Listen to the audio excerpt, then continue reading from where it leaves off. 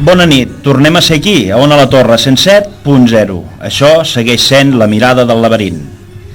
I avui amb nosaltres tenim de convidat l'Amador, un filòsof, escritor i lliure pensador. Té 5 llibres escrits i un que ve de camí. I avui presentem l'últim, que es titula La educación cuántica. Buenas noches, Amador. Buenas noches.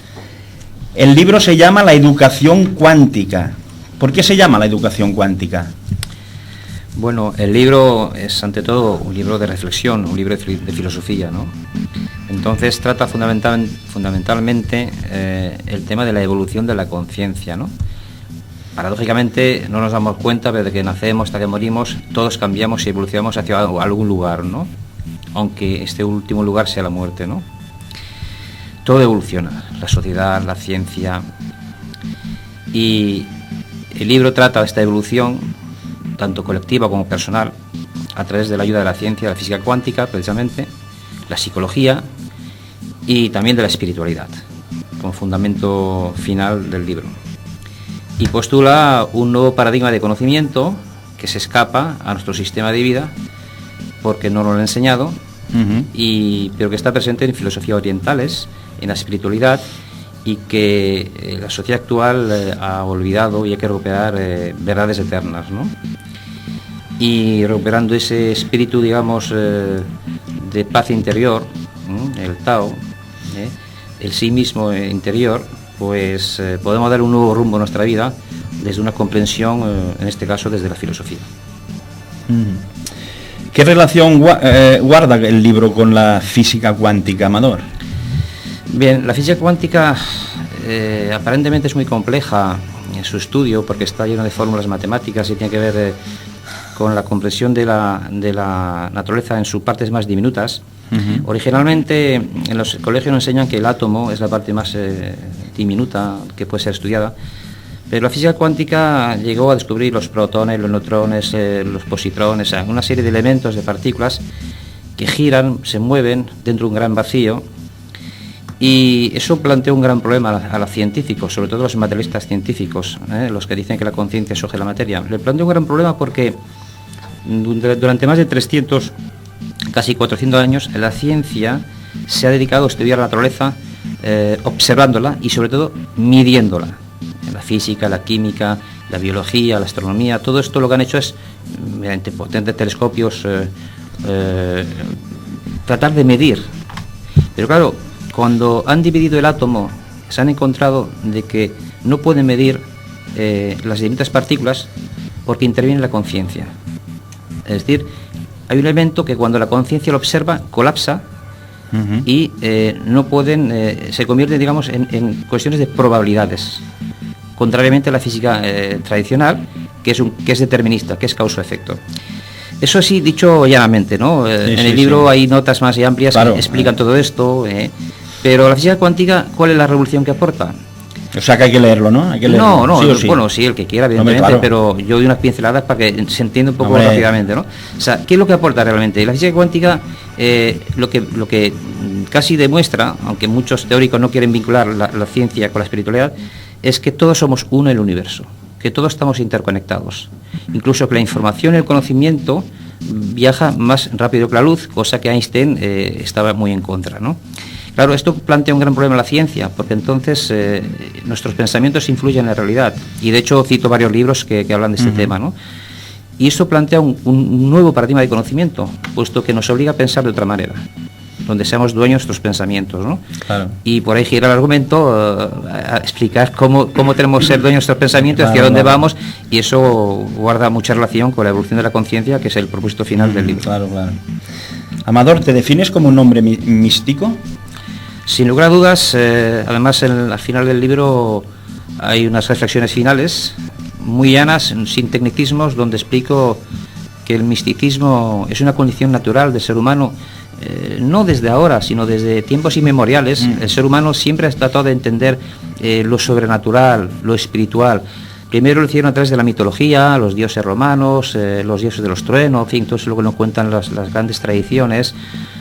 Luego vino las religiones, que trataron de explicar la espiritualidad, pero en base a un apoderamiento del espíritu a través de las religiones externas, que se llaman exotéricas. Y últimamente con la física cuántica ha puesto en entredicho casi 400 años de ciencia tradicional y pone la mirada en las filosofías orientales, digamos, de un modo más llano. Todas se refieren a la filosofía perenne. La filosofía perenne es unos conocimientos que subyacen en todas las tradiciones filosóficas, da igual que sea el budismo, el zen, las diversas religiones como la cristiana, la árabe. Todas, si vas escarbando, tienen un fondo común que es común a todas las tradiciones filosóficas y espirituales, y eso es la filosofía perenne, ¿vale? Y eso trato de recuperarla en el libro para explicar cómo podemos vivir y aprender de ello. Manuel, ¿tú te consideras un hombre místico también? Sí, me considero un hombre místico. ¿Me podéis definir, bueno, que ya lo ha definido Amador, pero tú me puedes definir, Manuel, lo místico? ¿Qué es una cosa mística? ¿O qué es un hombre místico? Un hombre místico es un hombre que observa su conciencia, observa sus climas, sus estados de ánimo y empieza a introvertirse hacia adentro para empezar a conocerse cómo funciona realmente. Porque vivimos tan volcados en lo externo que nos olvidamos de nosotros mismos. Si tú le preguntas a alguien, ¿pero tú te acuerdas de ti? Seguro que te dice que sí, pero realmente no se acuerda en ningún momento del día de él. Entonces la única manera de acordarse de uno es volcarse hacia el interior de uno. O sea, conócete a ti mismo y podrás cambiar la realidad externa. ¿Estás de acuerdo, Amador? Sí, evidentemente. Y esto que ha explicado Manuel está recogido por la filosofía perenne, es decir, en todas las tradiciones orientales y filosóficas, donde hay que poner la mirada en el interior, ¿no? Entonces yo hago lo mismo en el libro. Yo como filósofo, bueno, Manuel y yo hemos hablado muchas veces y coincidimos plenamente en todos estos términos, pero yo lo explico desde el punto de vista de la filosofía. Me sirvo mucho de la filosofía de Platón. Y mucha gente puede observar en internet el mito de la caverna, que es una alegoría que explica cómo de alguna manera podemos salir desde el mundo de la ignorancia y buscar el conocimiento, ¿no? O sea, lo que se llamaría iluminación en las filosofías orientales. Bueno, si tenemos tiempo, puedo explicar un poquito qué consiste este viaje, que fundamentalmente es un viaje desde el mundo externo al mundo interior. Sí, Amador, en tu libro recoges los miedos que tiene el ser humano a la muerte. Sí, evidentemente forma parte de un dualismo. ¿Qué son los dualismos? A ver, la filosofía occidental, el mundo occidental en el cual vivimos, como tú has dicho, nos proyecta en el mundo externo. El yo se proyecta en el mundo y busca siempre sueños, realizaciones, ya sea dinero, ya sea casa, ya sea trabajo, ya sea viajar, ya sea ser feliz. Todos tenemos esos sueños, ¿verdad?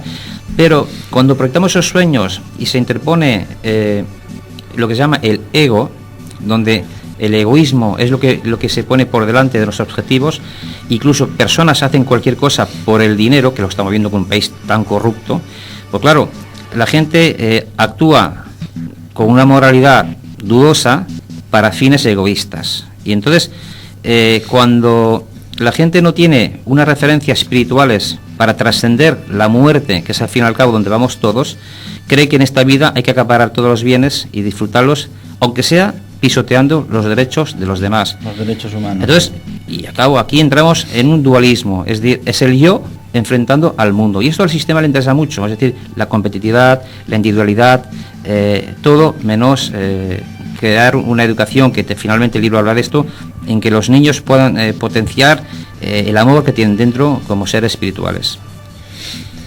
Amador, ¿el libro está relacionado también con la superación del sufrimiento? Sí, todas las tradiciones filosóficas recogen el sufrimiento como una prueba, como de trascendencia, de superación de sí mismo, y de hecho en el mito de la caverna de Platón pues también se recoge, ¿no? El sufrimiento sobre todo aparece, bueno, para dar un ejemplo, como está pasando aquí en esta sociedad. Las personas hemos vivido bajo unos parámetros que nos han dicho que tienes que perseguir el dinero, de trabajar, comprar casas, coches, pero cuando el sistema por el egoísmo de los banqueros y la troika y toda esa gente que nos domina y la corrupción, cuando dejan caer a las personas de abajo y que te quitan la sanidad, la educación, las casas, el trabajo, ahí entra el sufrimiento. El gran problema del sufrimiento es que cuando no tienes referencias, ya sean filosóficas, ya sean humanísticas como Manuel, o cualquier otro sistema de conocimiento oriental o de filosofía perenne, o religioso, si no tiene referencia a esa persona, cae en el nihilismo. Es la pérdida del sentido de vida. Y por eso tenemos muchos suicidios, gente que sufre, que incluso como no entiende lo que pasa, va al médico y le da pastillas. O sea, vuelve a caer en las garras del sistema porque le dan química, ¿no? Pero no encuentra su sentido de la vida. Le dejan atontado ahí. Claro, entonces es una buena prueba para, a partir del sufrimiento, mirar el interior de uno mismo y empezar a descubrir en qué punto de su evolución, de su conciencia, respecto a su vida, se encuentra. Manuel, vosotros también tocáis en el mensaje de Silo la superación del sufrimiento, ¿verdad? Sí, de hecho, fundamentalmente lo que nosotros trabajamos es en ese tema, la superación del sufrimiento en uno mismo y en quienes nos rodean. Y Silo definió muy bien las 3 vías de la experiencia humana: la imaginación, la sensación y el recuerdo, por las cuales uno experimenta el sufrimiento. ¿Sí? Uh-huh. Si uno examina, uno imagina futuro algo que quiere conseguir y tiene temor a no conseguirlo, empieza a sufrir. Si recuerda algo que haya perdido, también sufre. Y lo más importante de todo es que la sensación está en las 3 siempre. O sea, desde el momento presente uno sufre para adelante, para atrás, y en el momento presente por los temores que tiene a no conseguir lo que desea uno. O con el simple semáforo que pillas en rojo, ahí ya pillas un cabreo, ya sufrimiento. Bueno, ahí empieza el tema, todo el tema que nosotros tocamos, que es el tema de la violencia, el tema del sufrimiento, que son producidas por las contradicciones que generan esos ensueños que hablaba Amador, de los sentidos provisorios.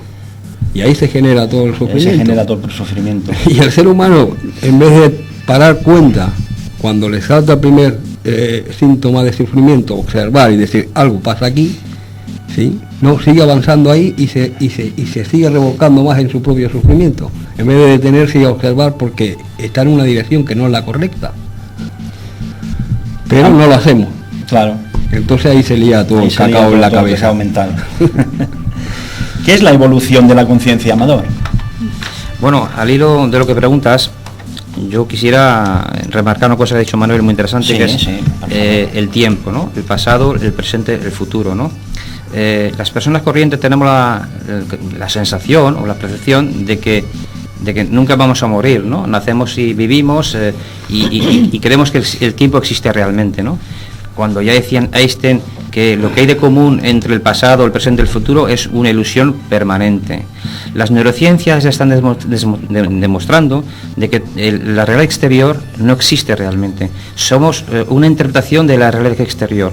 Por tanto, es maya, como ya decían las filosofías orientales, ¿no?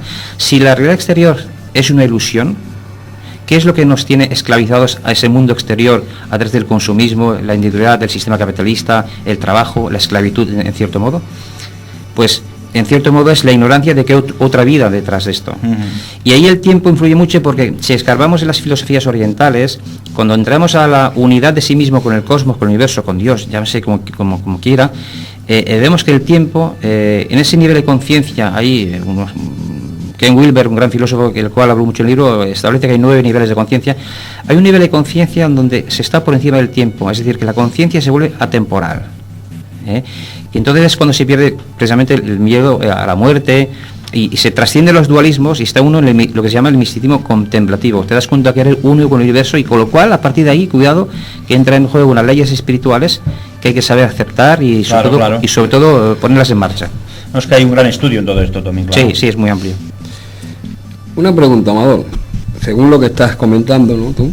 Entonces quiere decir que si un hombre conecta con ese otro tiempo infinito, ¿sí?, puede transformar su vida y vivir bajo leyes universales. Correcto. Una de las leyes que trato en el libro es la ley del karma. La gente no es consciente que cada pensamiento genera una causa, un efecto. O sea, hay un libro del cual hablo también en el mío, es de Bruce Lipton, que es un biólogo, que era un materialista científico. Todos sabemos generalmente que el ADN es el que modifica a las personas y el que, digamos, nos hace proyectar nuestro futuro como ser biológico. Pues bien, este biólogo en su libro La biología de la creencia demuestra que al fin y al cabo son los pensamientos, tanto positivos como negativos, que afectan a nuestro cuerpo, ¿de acuerdo? Pero esto ya la ciencia ya lo conoce como el efecto placebo y el efecto nocebo, ¿no? Pero él lo demostró científicamente. Y recientemente hay una investigación también que demuestra que el ADN, con experimentos estancos y separados, el ADN transmite esa información a otro tubo de ensayo. Eso es muy reciente, pero esto está muy conectado con la física cuántica. Eso tiene que ver con el concepto como teletransportación cuántica, la información que baja mucho más rápido a la luz. Todo esto está explicado en el libro. Son temas científicos, pero si explicados sin fórmulas se puede llegar a entender de que para responder a Manolo, cuando uno conecta con ese mundo sin tiempo, que es atemporal, uno está conectado con la fuente del universo. Y hay que, evidentemente, a través de muchos experimentos, trabajo interno y paciencia, evolucionar esa conciencia hasta ese nivel. No es un trabajo fácil y para llegar a ese punto hay que meditar. Claro. Es el trabajo de toda una vida, ¿no? Pues prácticamente sí. Casi que sí. Sí, bueno, y no la acabas. Es un trabajo maravilloso, pero de toda una vida. Sí. Nunca acaba, porque además puede enlazar con la reencarnación. Por ahí voy. Cuando acabaste la carrera, Amador, de filosofía, ¿qué pensaste en ese momento? Bueno, yo cuando hice la filosofía, yo no entendía el mundo en el cual estaba, que es el mundo del capitalismo tan salvaje que vivimos, y yo quería encontrar un poco una comprensión, un poco de orden de todo esto. Entonces me aconsejaron estudiar filosofía. Hice 5 años de filosofía al mismo tiempo que trabajaba, y cuando acabé la carrera, claro, me hice una pregunta, digo, ¿y de qué me sirve a estudiar filosofía si es que solo puedes dar clases en un colegio o escribir un libro? Claro, yo entonces ni pretensiones, ni nociones, ni idea de que iba a escribir libros hasta ahora. Pero eso demuestra de que precisamente los pensamientos, cuando escribimos nuestros pensamientos día a día, incluso llevamos un diario, al leer nuestro pasado y coger la perspectiva del tiempo, vemos que todos nuestros pensamientos tienen una causa y un efecto. Y entonces entramos en una concepción que se llama sincronicidad. Carl Jung es el teórico pensador que trata del inconsciente colectivo, donde dice que hay unos arquetipos y hay una conexión entre todos los pensamientos, entre el universo y las personas. Con lo cual, aquí lo que hay que hacer es estar muy atento a nuestros pensamientos, porque es a partir de ahí como podemos aprender y ver toda una secuencia de experiencias, tanto externas como internas, que van ocurriendo. Y entonces uno va descubriendo un mundo maravilloso, porque es un mundo de sabiduría sobre todo. Sí. Otra preguntita, Amador. Cuando acabaste la carrera, ¿tenías la sensación de tener una asignatura pendiente? Sí, es un sueño permanente. O sea, por eso digo que estamos conectados con los sueños, con el universo, y a veces nos dan señales, ¿no? La cuestión es que las señales las tenemos cada día, todos nosotros, delante de nosotros, cada día, pero hay que saber interpretarlas, ¿no? Y a veces se presenta en forma de sueños.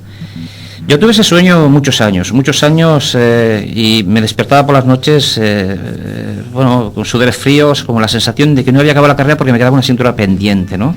Pero yo había acabado la carrera, tenía ya el título en el bolsillo. Y ese sueño desapareció realmente cuando padecí la crisis que me embargaron en la casa, y como muchas personas no comprendía lo que había pasado y tenía 2 opciones, o me tiraba al río, o, lamentablemente con muchos suicidios que hay, o buscaba una comprensión de mí mismo. Cuando empecé a buscar comprenderme a mí mismo, el sueño desapareció. Muy bien. Otra preguntita. Ya que te has definido como hombre místico, y sabemos que este es tu 5º libro, ¿sí? Me gustaría saber el registro interno que tienes sobre tu obra y si todos los libros van en una dirección coherente.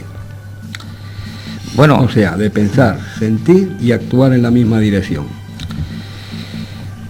Sí, esa es una pregunta que tiene también que ver con Jung, con el consciente colectivo, con esas señales que tenemos, porque a veces vamos haciendo procesos en la vida y no damos cuenta que todo lo que hacemos en la vida tiene un sentido y un porqué. Lo que pasa es que no tenemos la perspectiva, y es con el paso de los años que te das cuenta de que todo va ligado como anillas una a la otra, como un collar, ¿no? y llegas a una comprensión de tu pasado. Decía, creo que Confucio, estudia tu pasado para comprender tu presente y proyectar tu futuro. Pues si uno analiza su vida, como es mi caso y todos los libros que he escrito, han llegado a una finalidad que por cierto ha concluido en un trabajo científico que está enviado a la Universidad Antropológica de Guadalajara, en México, que es un trabajo resumen de los 5 libros, donde propongo que la evolución de la humanidad y la evolución del ser humano está llegando a unos cambios de paradigmas. Y bueno, paradigmas que afectan a la filosofía, a la psicología, a la ciencia, a la educación. Y ese es un poco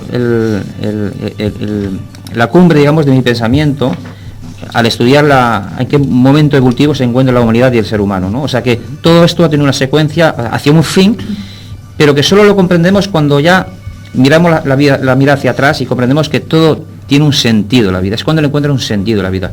Y lo más importante en este mundo es que cada persona encuentre su sentido la vida, porque todos tenemos un don que hay que averiguar cuál es y practicarlo. Perdón. Sigue. ¿Qué relación guarda, por ejemplo, el primer libro que escribiste, que era Pensando en ser rico, si no recuerdo mal, Sí. y este de la educación cuántica? Bien, el primer libro es fundamentalmente una reflexión de carácter psicológico, donde proyecto la mirada hacia el interior, una reflexión para salir del mundo de los sentidos, como decía Platón, y un despertar interior. O sea, es de corte psicológico, ¿no? Pero este libro de educación cuántica, teniendo en cuenta que el segundo, el tercero y el cuarto también forman parte del proceso evolutivo, trata del tema de la educación, porque la sociedad está evolucionando hacia unos cambios de paradigmas, como he dicho antes. Sin embargo, el sistema es tan potente que lo que está haciendo es, como tiene dominada la economía, la política, la educación, los recursos naturales, ya no podemos coger ni el sol porque nos multan, ni el agua porque es de propiedad de los bancos. Entonces resulta que perdemos el sentido de la vida, y esto lo que hacen es a los niños programarlos para que se perpetúe el sistema. Yo lo que propongo en el libro, a través de una educación basada en las escuelas libres, las escuelas libertarias, es un tipo de enseñanza donde ya no haya exámenes, todos sean juegos, porque el niño es un gran potencial, y hacer un hombre libre. Si tú a un niño le haces un hombre libre, le haces un hombre feliz, claro, eso al sistema no le interesa. Claro, tú estás hablando, por ejemplo, de que queda muy poca libertad de acción al ser humano entre las condiciones dadas del sistema. No hay ninguna diferencia del feudalismo a como estamos viviendo. Parece que tenemos mucha tecnología y todo el mundo tiene tablet, móviles y todo esto, pero eso es mucha información. Pero la información no es conocimiento. El conocimiento es algo mucho más profundo que hay que descubrir en el interior, y eso trata de la evolución de la conciencia, que es el tema que nos trae aquí. O sea que realmente en esta sociedad en que estamos, la libertad de acción del ser humano es muy poca o nula. Está limitada, muy limitada, y el margen de maniobra es cada vez menor, ¿no? Entonces, yo siempre digo que no es una crisis económica o política como nos venden, es una crisis de pensamiento. Es una crisis que la libertad de la humanidad está secuestrada. No olvidemos que esta crisis es global, es porque los políticos, los poderes fácticos no se han puesto de acuerdo en cómo gestionar los bienes para la humanidad, la riqueza de la humanidad y, por tanto, la libertad de la humanidad. Eso también lo toco en el libro, porque la libertad es un sueño que ha perseguido la humanidad, pero en realidad somos esclavos de un sistema muy perverso. Eso en cuanto a lo externo, ¿no? Y en cuanto a lo interno, si el ser humano vive atrapado dentro de los propios mecanismos de su propia conciencia, ¿cuál será la salida? Pues la gran libertad es una libertad interior, porque la libertad interior es lo que te fundamenta tu conexión con el universo entero, ¿no? Pero esa libertad interior no se adquiere a la primera de cambio. He dicho antes que hay que trabajar mucho este nivel de conciencia, hay que estudiar, leer, sobre todo practicar la meditación, y como decía el aforismo griego, conócete a ti mismo, es un proceso que empieza haciéndose preguntas, ¿no? Decía Platón que la filosofía es un silencioso diálogo del alma con el ser. Es un terreno donde muy pocas personas pueden entrar, que es tu propia conciencia, ¿no? Entonces, tú te tienes que hacer las preguntas propias y las respuestas llegan a través de unas técnicas de atrás del sueño, que explicaré también, porque está relacionado a la física cuántica, hay teorías de la física cuántica relacionadas con los sueños, y todas las preguntas que nos vamos haciendo te dan cada vez más libertad, porque el conocimiento, como decía Jesucristo, la verdad os hará libres. Muy bien, pues se está acabando el tiempo. Y aquí se acaba la entrevista con el filósofo y escritor y libre pensador Amador Martos. Muchas gracias, Amador. A vosotros. Es un placer y hasta otra. Gracias. Muy buenas noches. Buenas noches. Buenas noches, Miqui. Bueno, jo vull saludar avui al Santi i a la seva dona, la Puri. Una abraçada. Ha arribat l'hora de sortir del laberint. Espero trobar-vos aquí a Ona la Torre 107.0. Fins la setmana que ve. Bona nit. Whispers of cold, sweet reassurance that life is just fine.